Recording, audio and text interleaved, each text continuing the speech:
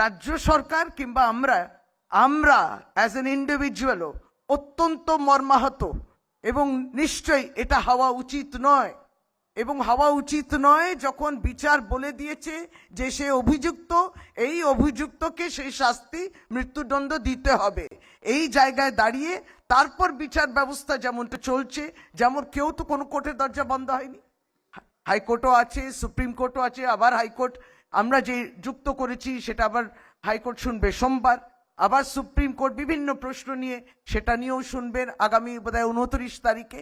কোনো কিছু তো বন্ধ হয়নি, কিন্তু এই সময়কালে গজিয়ে ওঠা এক্সপার্ট এবং মাশরুমিং কোনো জাজেস যদি সোশ্যাল আউটরেজে, সোশ্যাল মিডিয়া কিংবা মিডিয়া আউটরেজে রেসপন্ড করে, তাহলে তো জাজমেন্টে কোথাও কোথাও একটা ক্ষতি পড়তে পারে, একটা প্রভাব হতে পারে। করে না তারা।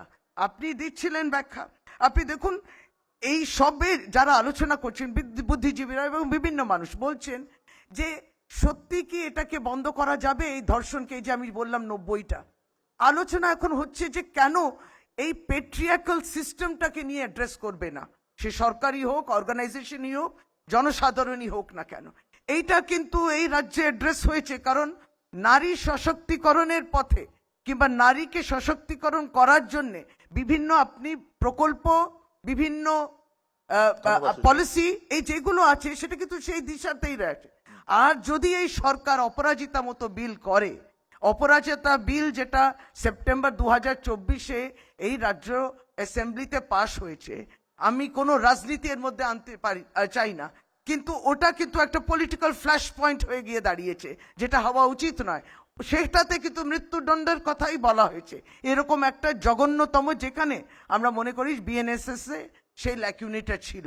রাজ্য সরকারের কিরকম ভাবনাটা থাকছে, তার পারসেপশনটা কি, রাজ্য সরকার এই সেই মর্মে কি কাজ করছে।